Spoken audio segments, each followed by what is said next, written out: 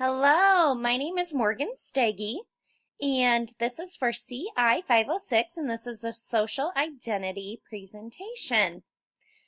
The first thing that I identify with is I am a mother, and this is Cora right here. Can you say hi, Cora? Can you say hi? She's not so sure. So this is Cora, and then I also am being induced tomorrow morning with a second child, and we will refer to that one as baby Steggy. We know it's a boy, and that's all we know for now.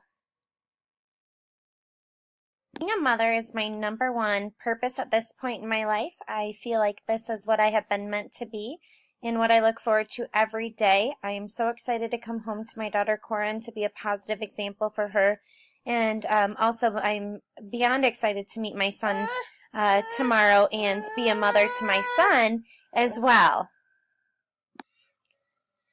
The second thing or item that I chose was a green ribbon, and this symbolizes celiac disease.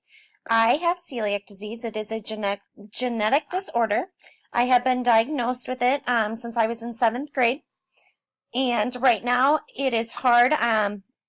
The group of people we have to eat gluten-free, and that has kind of gotten a bad rap, where a lot of people think that it's a fad or that we're doing it to be trendy, things like that. But in reality, if you have celiac disease, you have to eat gluten-free or the gluten will damage the small intestine and can lead to a lot of health problems and complications. So to get people to understand that eating gluten-free is not a choice necessarily for me, then that has been a difficulty of mine and something that the group of people who have celiac disease, we are trying to battle at this time.